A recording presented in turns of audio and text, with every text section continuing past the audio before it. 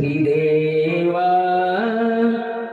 जनक स्तोत्र त्रिगुणात्मा च निर्गुण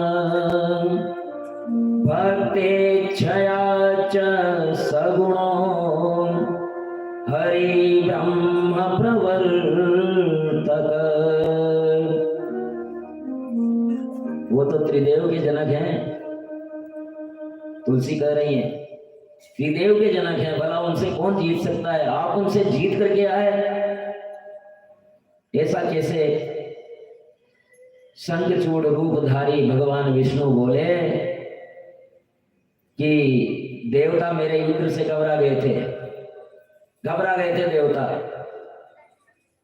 शिव जी की शरण में गए, शिव जी से भी मेरा भयंकर युद्ध हुआ था, शिव जी से भी मैंने युद्ध किया है। 1 वर्ष तक ये भयंकर युद्ध चलता रहा। जब युद्ध रुका नहीं तो ब्रह्मा जी आए और ब्रह्मा जी ने आकर के संधि करवा दी। प्रीतिंच कारयामास ब्रह्मा च स्वयमावयो देवानामधिकारस्य प्रदत्ता ब्रह्म शासनात्। ब्रह्मा जी द्वारा प्रीति कराने के बाद शिव जी कैलाश को गए और मैं अपने भवन में आ गया। और इतना कह करके भगवान तुलसी जी के साथ में उनके शयन गृह में शयन करते हैं और उनको शक हो गया तुलसी को। साध्वी सुख संभाव कर्षणस्य व्यतिक्रमा सर्वं वितर्कयामास कस्त्वमेवेत्युवाच स। अरे लगता नहीं कि तुम मेरे पति हो, कौन हो तुम? सही बताओ।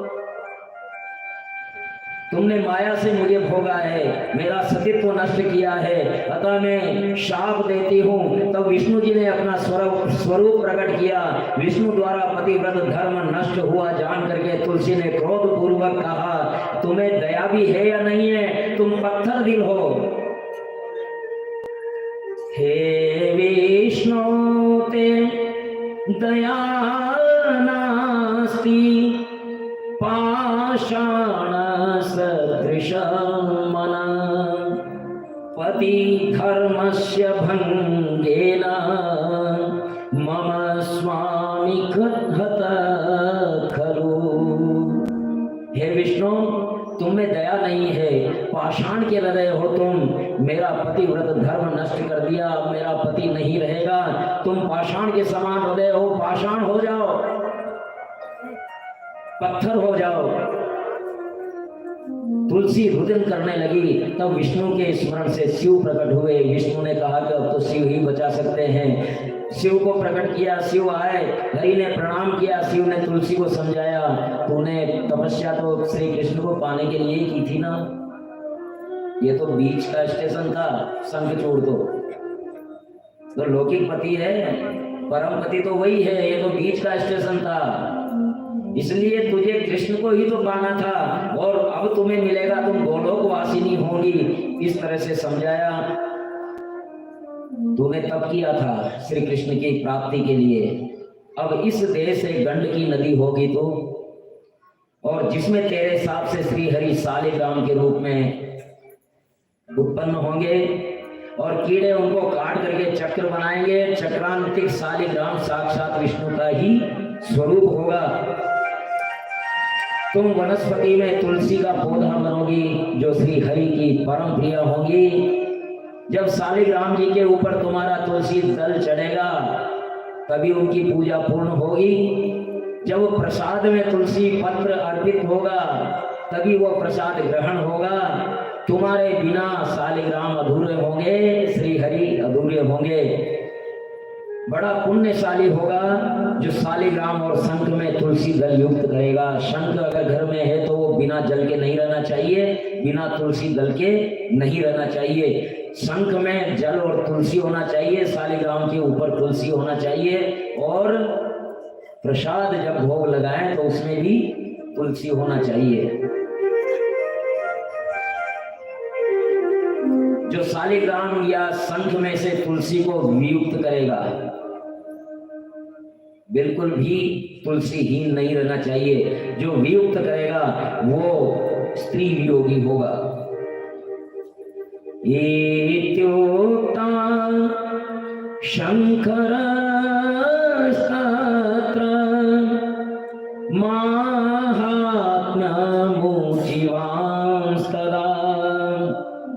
शालग्रामशिलायाश्च तुलस्या बहुपुण्यदम्। इस प्रकार तुलसी और शालिग्राम का महात्म्य प्रकट किया, और तब से ये तुलसी श्री हरि की परम प्रिया हो गई, और तभी से तुलसी का विवाह श्री हरि के साथ होने की ये परंपरा चली। और सब ये मानते हैं तुलसी महारानी नमो नमः, तुलसी महारानी नमो नमः, तुलसी महारानी नमो नमः, तुलसी महारानी नमो नमः, हरि की पटरानी नमो नमः, हरि की पटरानी नमो नमः, तुलसी महारानी नमो नमः, तुलसी महारानी नमो नमः, तुलसी महारानी नमो नमः, तुलसी महारानी नमो नमः, हरि की पटरानी नमो नमः, ओ हरि की पटरानी नमो नमः, तुलसी महारानी नमो नमः, तुलसी महारानी नमो नमः। एक का शंकर महात्म मोचिवांस्तदा शालग्राम शिलायाश्च तुलस्या बहुपुण्यदम्, तुलस्या बहुपुण्यदम्, तुलसी महारानी नमो नमः, तुलसी महारानी नमो नमः, हरि की पटरानी नमो नमः, हरि की पटरानी नमो नमः, तुलसी महारानी नमो नमः, तुलसी महारानी नमो नमः, तुलसी महारानी नमो नमः, तुलसी महारानी नमो नमः, हरि की पटरानी नमो नमः, ओ हरि की पटरानी नमो नमः, तुलसी महारानी नमो नमः, तुलसी महारानी तुलसी मैया की, शालिग्राम भगवान की, तुलसी महारानी नमो नमः, तुलसी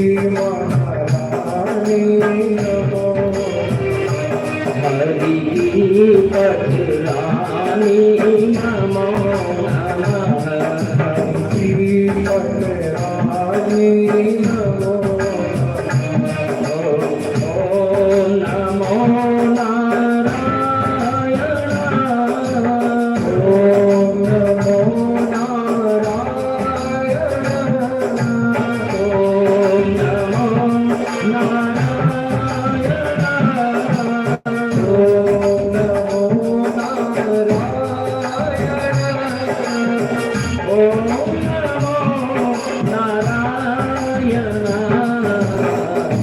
ओम नमो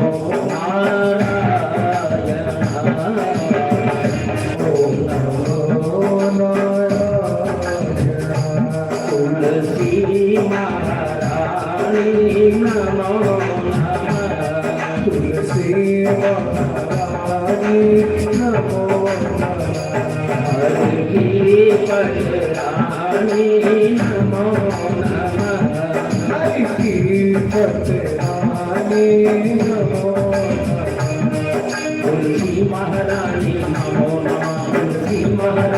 नमो नमः हरि पटरानी नमो नमः हरि पटरानी नमो नमः तुलसी महारानी नमो नमः तुलसी महारानी नमो नमः तुलसी महारानी नमो नमः तुलसी महारानी नमो नमः तुलसी महारानी नमो नमः तुलसी महारानी नमो नमः हरि पटरानी नमो नमः हरि पटरानी नमो नमः तुलसी महारानी नमो नमः हरि पटरानी नमो नमः तुलसी महारानी नमो नमः तुलसी महारानी नमो नमः हरि पटरानी नमो नमः हरि पटरानी नमो नमः तुलसी महारानी नमो नमः हरि पटरानी नमो नमः तुलसी महारानी नमो नमः हरि पटरानी नमो नमः तुलसी महारानी नमो नमः हरि पटरानी नमो नमः तुलसी महारानी नमो नमः हरि पटरानी नमो नमः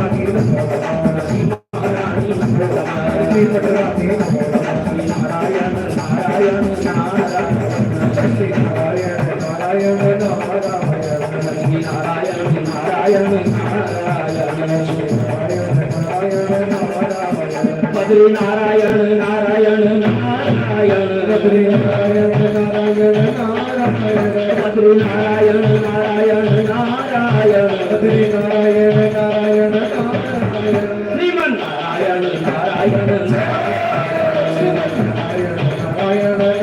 नारायण नारायण नारायण नारायण नारायण श्रीमन नारायण नारायण नारायण श्रीमन नारायण नारायण नारायण तुलसी महारानी नमो नमः तुलसी महारानी नमो नमः हरि पटरानी नमो नमः हरि पटरानी नमो नमः तुलसी महारानी नमो नमः हरि पटरानी नमो नमः हरि पटरानी नमो नमः।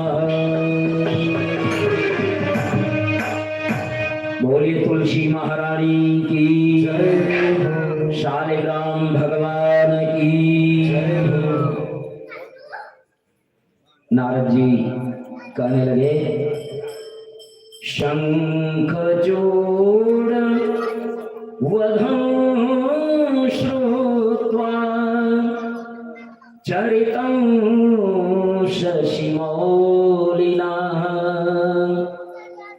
अयं तप्तोऽस्मिनो त्वत्तो अमृतं पीत्वा यथा जन ब्रह्मण्यश्चरितं तस्य महेशस्य महात्मना मायामाश्रित्य संलीला पूर्वतो भक्तमोत्तमम्। नारद जी ने कहा कि हे पिताश्री, अब मुझे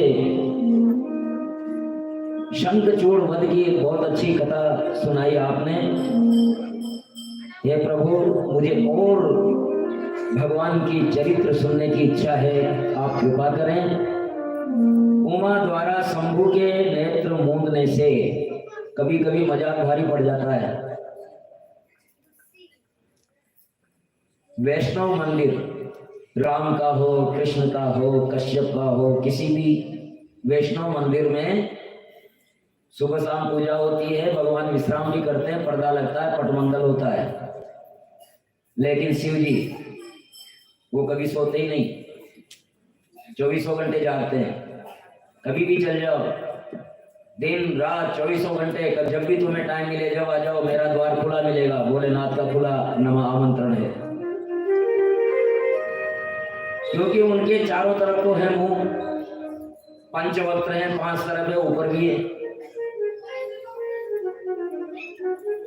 और उनका कोई नेत्र बंद कर ले, अव्वल तो हो नहीं सकता, लेकिन महाशक्ति कुछ भी कर सकती है। महाशक्ति ही उन्हें शक्ति देती है कि वो अभिव्यक्त हो और सृष्टि का संचार करें। लेकिन महाशक्ति अगर नेत्र मूंदना चाहे तो फिर तो मूंदना पड़ेगा शिव जी को। तो ऐसा ही हुआ, मजाक मजाक में पार्वती जी ने महादेव जी के नेत्र मूंद लिए। अंधकार छा गया, 3 लोग 14 भवन में अंधकार छा गया। और तब भगवान शंभु के पसीने से एक विचित्र प्राणी पैदा हुआ जिसके नेत्र नहीं थे, क्योंकि अंधेरे से पैदा हुआ ना, शिव जी के नेत्र बंद हुए और उस अंधेरे से पैदा हुआ तो उसके नेत्र नहीं था, और यही उसका लाक्षणिक नाम हुआ अंधकासुर। और पार्वती के स्पर्श के कारण शंभु ललाट में स्थित अग्नि से संतप्त होकर के जल बूंदे टपकी और उससे अंधकासुर पैदा हुआ। बड़ा बेडौल कुरूप काले रंग का, कंठ से घर घर की आवाज, कभी निकालता कभी हंसता रोता। शिव जी बोले, मेरे नेत्रों को मूंद करके तुमने इसे प्रकट किया है। पार्वती नेत्र से हाथ हटाती, उजाला होता है, वो प्राणी भयंकर अंधा रहा। पार्वती के पूछने पर शिव ने बताया कि ये तुम्हारे द्वारा नेत्र मूंदने पर अंधकार से प्रकट हुआ है, इसका नाम अंधक है और ये तुम्हारा पुत्र है।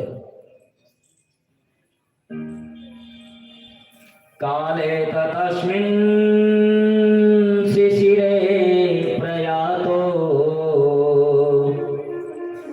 हिरण्यनेत्रस्त्वत्पुत्र कामः स्वज्येष्ठबन्धोस्तनय प्रदानं संवीक्ष्य चासीत् प्रियया नियुक्त। और इस प्रकार अंधकासुर की उत्पत्ति हुई। इधर हिरण्याक्ष धनु का पुत्र, हिरण्यकश्यप का भाई दिति। दिति ने दुष्मुहूर्त में कश्यप ऋषि से प्रार्थना की, प्रणय की, और स्त्री का अधिकार उसको देना ही चाहिए। और ज्यादा ही जिद की, उन्होंने समझाया कि ये संध्या काल है, मान जा, ठीक नहीं है, लेकिन जिद पकड़ी तो पकड़ी। और गलत मुहूर्त में गर्भाधान होने के कारण उसके गर्भ में 2 महाअसुर आए, वही शिवगण जिन्हें नारद जी ने शाप दिया था, और वही विष्णु के पार्षद जय और विजय। वो आए, हिरण्याक्ष और हिरण्यकश्यपु के रूप में उन्होंने जन्म लिया।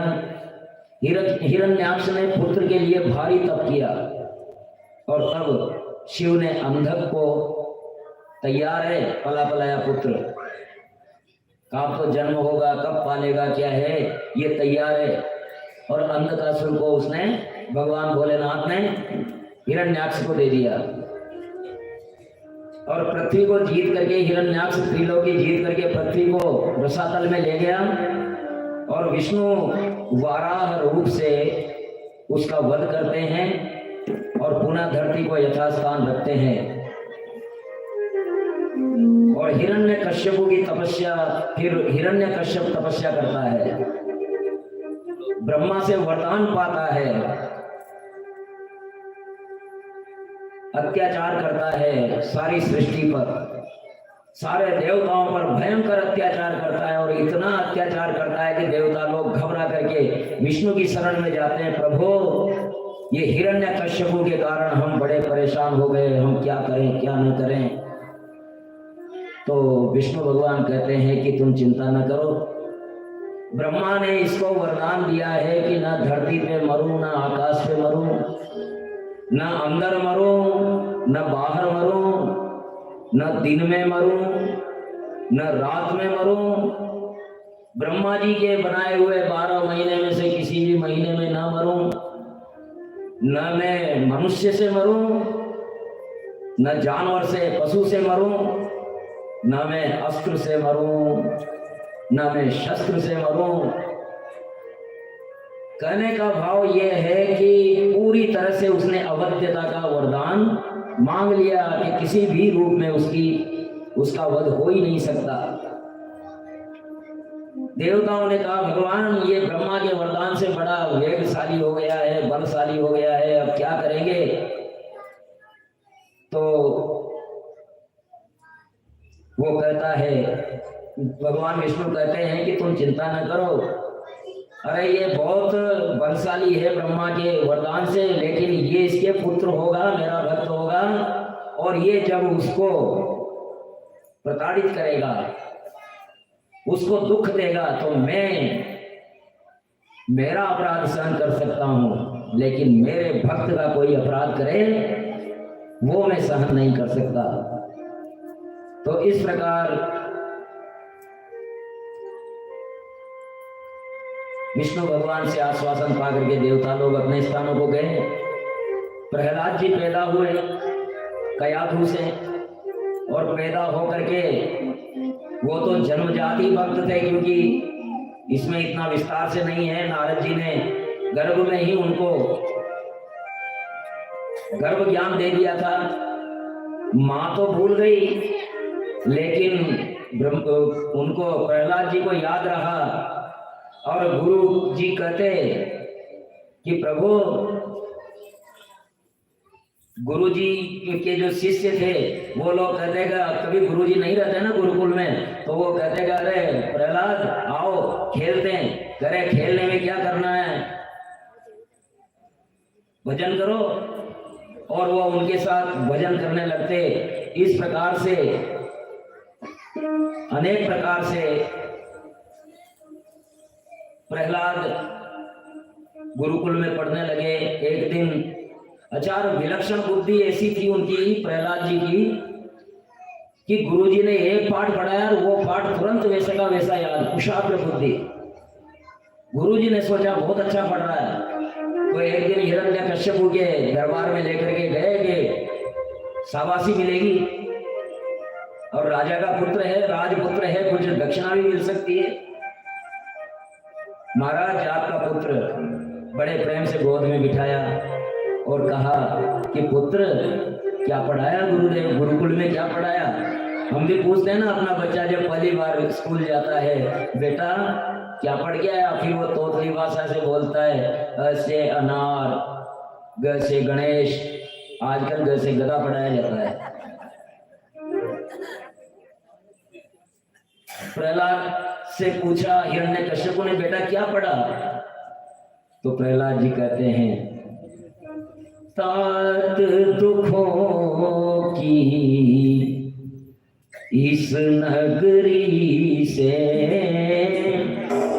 तात दुखों की इस नगरी से, मुक्ति दाता श्री हरि है, मुक्ति दाता श्री हरि है।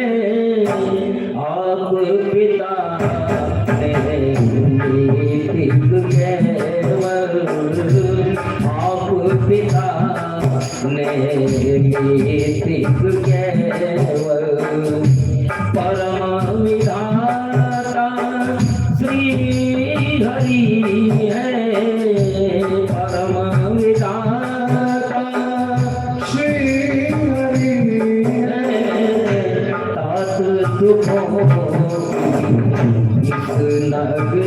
से तात दुखों इस नगरी से मुक्ति दाता श्री हरि है मुक्ति दाता श्री हरि आप पिता ने मीतिक केवल आप पिता ने मीतिक केवल परम विधाता श्री हरि है परम विधाता श्री हरि है आप दुखों की इस नगरी से आप दुखों की इस नगरी से हरि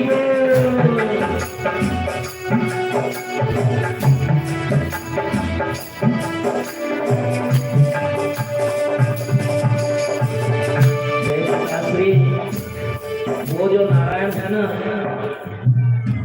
जो सब में है सब है उसमें जो सब में सब है उसमें जो सब में है सब है उसमें जो सब में है सब है उसमें जो बसता मेरी रग रग में जो बसता मेरी रग रग में जो सत कर्मता पंथ प्रदर्शक जो सत कर्मता पंथ प्रदर्शक राह दिखाता श्री हरि है राह दिखाता श्री हरि है तात दुखों इस नगरी से तात दुखों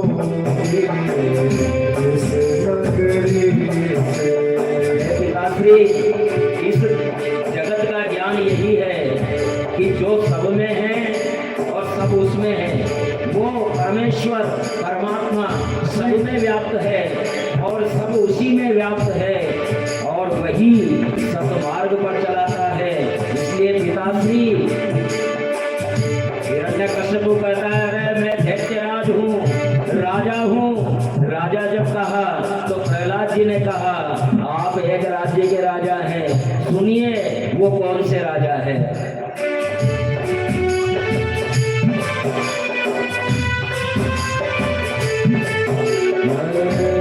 कोटि कोटि ब्रह्मांड रोम में कोटि कोटि ब्रह्मांड रोम एक एक रोम में करोड़ों ब्रह्मांड कोटि कोटि ब्रह्मांड रोम में कोटि कोटि ब्रह्मांड रोम सर्वव्यापी है ब्रह्म सर्वव्यापी है ब्रह्म ओम में परम सत्य जिसका परिचय है परम सत्य जिसका परिचय है अंतिम सत्ता श्री हरि है अंतिम सत्ता श्री हरि तात दुखों की इस नगरी से तात दुखों की इस नगरी